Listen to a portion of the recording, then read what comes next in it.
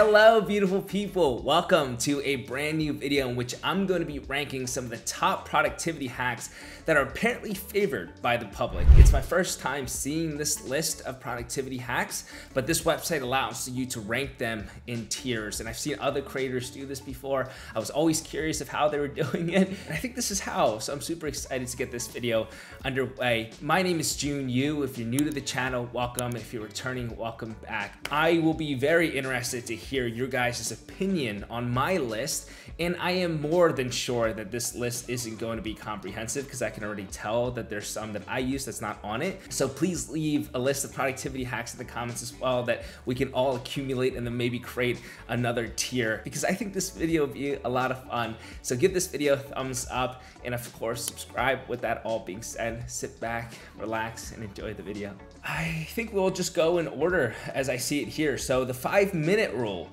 I'm going to rank this in tier A, so don't skip. Funny story, so the 5-minute rule, actually for those that don't know what it is, it's that you will commit to just 5 minutes of work before deciding whether or not to continue. And this does a really good job in helping those that procrastinate. Why? Because procrastination is all about not being able to overcome that initial friction point due to some other emotion that's tied to that task at hand. And whatever you can do to make that initial task a lot easier, the better off you'll be. Once you finish that first bout, you'll most likely be able to carry that momentum onto the second, the third, and the other subsequent bouts. And before you know it, you'll have made significant progress. So the 5-minute rule is great. And a quick story that I have about the 5-minute rule is I actually used to carry a sand timer that I bought off of Amazon, and it would be for 5 minutes. And whenever I would go to my school's library, or I found myself having a little bit of time in class to do work, or I had time at home to do work, I would pull this sand timer out and just flip it. And for those 5 minutes, I would do the work. Now, you're not gonna get much done in 5 minutes, right? But 5 minutes, you'll probably have opened up the tab, you'll have read the instructions for the task, you'll have gotten out your textbook, you'll have gotten out your notes. And by the time that all those are opened up, you've primed yourself to really be in a good situation to continue past the first 5-minute bout. So after the sand timer had dwindled all the way down, I would just continue work. And even if I failed to continue on with the work there, I would just give myself a little bit of break there, just look around, just relax a little bit, and then turn the sand timer again and do another 5-minute bout. And usually I was able to continue after that initial 5 minutes and make some significant progress. So I think the 5-minute rule is a really great one for you procrastinators, aka me when I was younger. So with that being said, let's move on to the second one, deep work music. I will say that deep work music is good. I'm not sure what is categorized as deep work music. I'm assuming this is like white noise and brown noise. I know that there's pink noise as well, or perhaps this is just like lo-fi. What I'll say about music in general is I found myself having one rule, and that's never have lyrics in the song while I'm trying to do intense work. If it's easy tasks, if it's nothing that's gonna actually require me to have active engagement towards it, then yes, I could listen to some of my favorite songs, have the lyrics, and hum and sing, it'll be fine. But when I'm really trying to focus, I definitely find myself getting distracted with lyrics and music. So things like white noise, things like lo-fi music is what I usually gravitate towards if I'm going to be listening to music during my study sessions, during my work sessions. Eliminate distractions. I feel like these aren't even productivity hacks. These are just things that you can do. So let's put this into, I'll put this into life-changing because you have to, right? I found that the peak productivity window, in which I've spoken about in previous videos, it is probably one of the most profound things that I've really implemented and prioritized on a daily basis.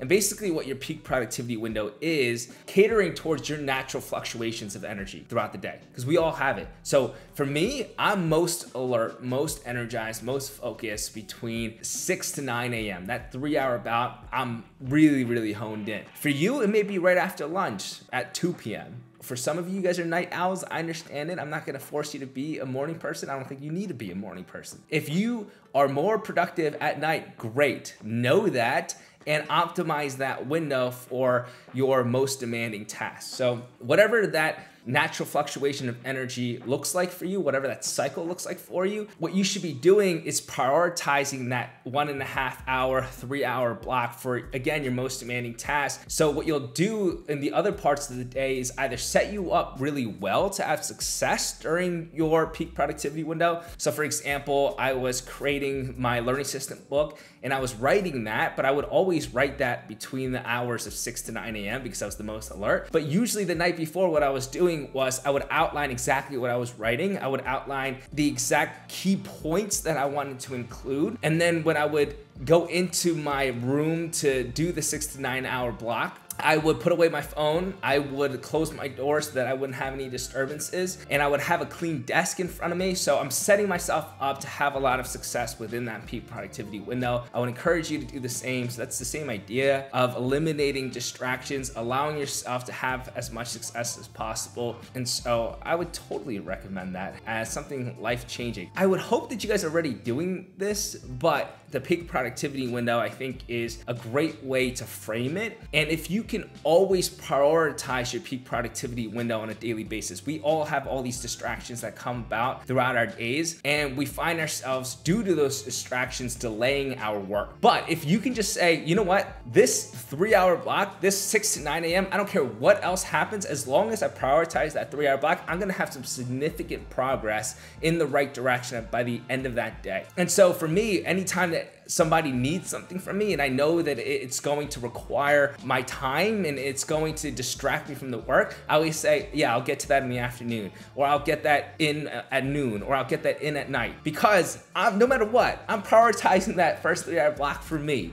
I know what I need to get done, and after I get those 3 hours done, I'll feel a lot better about how productive I was within that day. So always prioritize that window for yourself. 8 hours of sleep. Well, again, I think that's life-changing. Literally life-changing. This isn't about just being productive. This is about being a healthy human being. And I won't go into all the studies, I won't go into all the science of why sleep is important, because hopefully everything that you've been told in your science classes has been sufficient to allow you to believe in that. But there's so many positives when it comes to getting good night's sleep. Now, there's multiple things that you can do to ensure that you have a good night's sleep. I'm going to talk about 2 quick things that I think will help you feel really rested the next day. So one is a night alarm clock. I know that we're all familiar with our morning alarm clocks, and yes, of course, it's important to know exactly what time we're going to wake up, but it's also really important that you know when to wind down the night before. How many of us have gone on Netflix marathons and lost track of time? How many of us have been listening to our favorite music?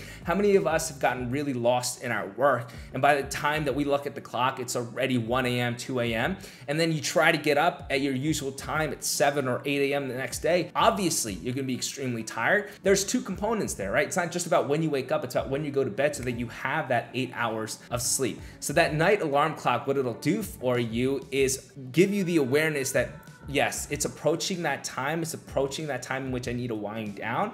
And then maybe you have a second night alarm clock like I do that really tells me, okay, shut off everything.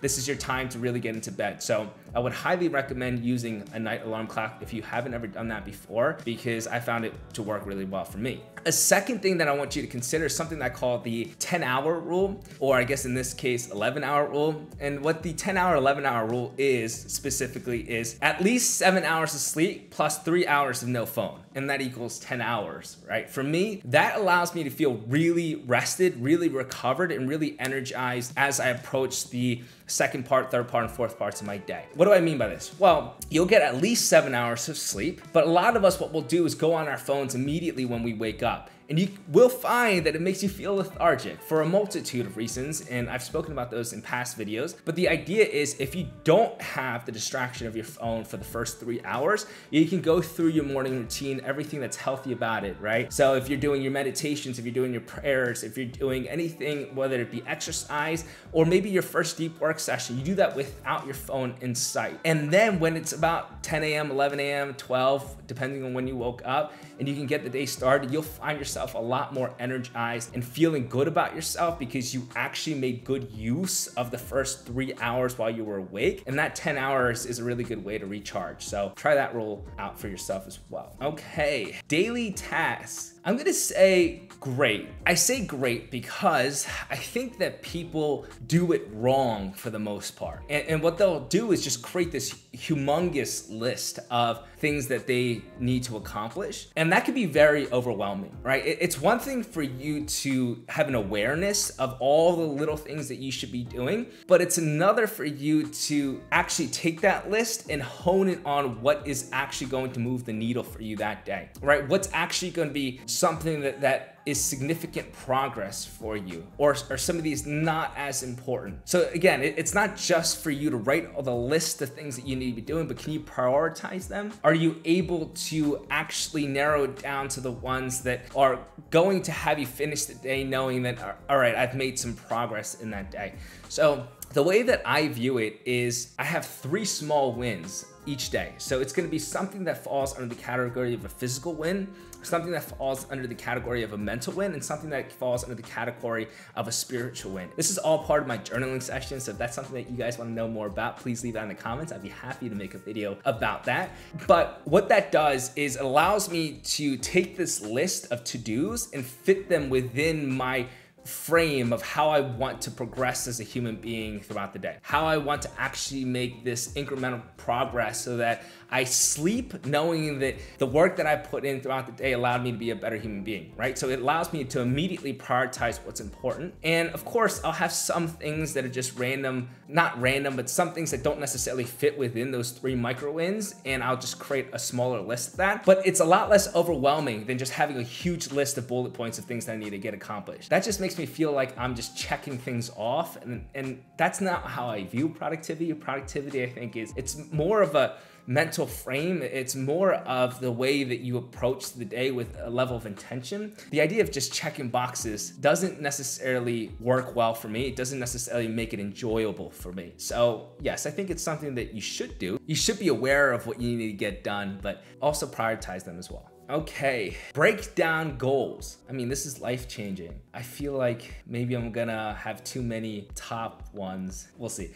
So breaking down your goals is something that I talk about a lot. It's called micro goals is the way that I phrase it. And it's the idea that people fail to be consistent and people fail to stay committed to what they've promised to do for themselves because their goal is setting them up for failure, right? They've crafted this enormous goal. They've said, oh, I want to gain 20 pounds of muscle in this new year, but they never stepped foot in a gym before. That's an enormous goal. It's setting yourself up for failure because it requires so much of a skill set that if you hadn't developed just yet, like how are you gonna practically succeed with that goal? The idea is be aware of where you wanna be in the future, but don't stop there. Reverse engineer them until you get small practical goals for yourself that you can make daily progress towards. And if you can do that over the long run, I think that's where you make significant progress. So yes, absolutely break down your goals. Don't just focus on the macro ones. Google Calendar.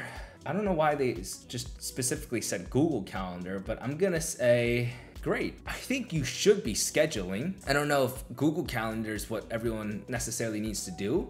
I think there's different forms of scheduling, but as a student, you should have some sort of revision timetable for yourself. And I think any way that you find is helpful for you to organize that, do it. The one thing that I will mention about scheduling, whenever I talk about its importance, I think the main pushback I get are from people that think that scheduling is just meant for workaholics or rigid people. And if you're spontaneous, that it's not something that you should do. What I want you to consider, if that is how you're thinking about it, is that how many times when you take a day off, right, and you want to relax, you want to hang out with your friends because you know that you're burnt out and you need to have that rejuvenation of energy, but you wake up the next day not feeling any of the intended benefits, and then you just feel even further behind because you took time off. Well, that happens to a lot of us because when we do take some time off, our minds aren't at rest. Our minds are constantly fixated on the things that we need to be doing, and it gives us this sense of guilt that we're not actually taking the time to do it. And so it's the opposite of the health benefits, right? It just makes you feel worse. By proactively scheduling, you are allocating your time in a manner in which it is effective to complete your tasks. And so when you block because you absolutely should, your rest and play. Say that it's a Tuesday night that you want to hang out with your friends and grab dinner with. Within that time, you're not thinking about your work because you already know that you've already arranged your week so that you can complete everything that you need to complete. Does that make sense? So scheduling is absolutely important, and you should be doing it so that you have the time for work, you have the time for rest, and you have the time for play, so that you can have all those benefits and be a productive but also healthy individual. Minimalist. I'm gonna put that in tier D, meh. I'm not sure why this would be something that makes you more productive. I would assume perhaps this is more along the lines of having a clean workstation and not something that's distracting. That is important, and you want to have a workspace that will cater towards having success. You don't want a messy one that's going to distract you, obviously, but it doesn't have to be minimalist. Mine is definitely, if you saw my room, it's all black and white and gold and brownish, and all of them are pretty just sleek, but that's just my own style. It doesn't have to be your style. So if you're not a minimalist person, I don't think that you need to be a minimalist person. Even if the types of resources that you're using, right? So perhaps you're somebody that likes paper versus somebody that likes using an iPad, right? Like I've been using an iPad for a while, but I love using paper. I love writing my notes by hand and not on a computer. So I'll carry around a notebook, and actually I carry around my learning system journal. So it really depends on whatever resource works best for you, whatever your own style is. I don't think you gotta be minimalist. The next one on the list is morning walks, and I'm gonna put that into tier C, good. I personally use this, and it allows me to get blood flowing immediately, exposure to sunlight, and just overall those benefits accumulate to help me be rid of the lethargic feeling that you experience when you're waking up. So it's great for me, but also know it's not practical for a lot of people if you're in dangerous areas, and especially if you're waking up super early and it's dark outside, you want to be very safe about this. So if you're not able to go on morning walks, I think that there are much more viable substitutions there. So you can just stretch to get that blood flowing if that is fine for you. You can go step outside, or you can roll up a window, you can see the sun, you can roll up your shades. So I think there are other ways to get those benefits that you would experience with morning walks if it's not practical for your situation. I think overall you should be implementing something in your morning routine to help you get those intended benefits, but it doesn't have to be morning walks. The next one on the list is start with the toughest task. And I'm going to put that into tier D, meh, because I don't think that's necessarily the case for everyone. If somebody's peak productivity window is in the middle of the day or at night even, then it's totally fine, I believe, for them to leave their most demanding task, their most toughest task for that block, because they'll be the most focused and energized, and ultimately allows them to be effective and efficient while completing that task. And even for me, when the first 3 hours of the day is my peak productivity window, I'm not immediately jumping to my toughest task, because I understand that focus is a dynamic process. I understand that I should build momentum into it. So I'll do the task a step below it in terms of its difficulty. And then once I'm in a better flow state, then I'll move on to my most demanding task. So I don't think you necessarily have to do your toughest task, and I'm sure that it does work for some people too, but for me, I'm gonna put that into D. The next one on the list is Notion, and I'm gonna put that into tier A, don't skip. I believe everyone should have a second brain, and if you're confused when I say that and you think I'm talking about a physical second brain, I promise you I'm not. There's a ton of YouTube videos that will go over what a second brain is and how to create one with examples, so I encourage you to watch those. But in general, the idea is to allocate a lot of the information that you are experiencing on a daily basis into your own knowledge repository, having it be digital into one ecosystem, whether it be a mobile device or your computer. It's great. And so if Notion's the platform that you want to use for it, I think it's a phenomenal idea. I've used it before and I think it's actually awesome, but there's some other good ones out there as well. So yes, have a second brain. Whatever you choose for it, just make sure that it helps you effectively and efficiently organize and retrieve the information.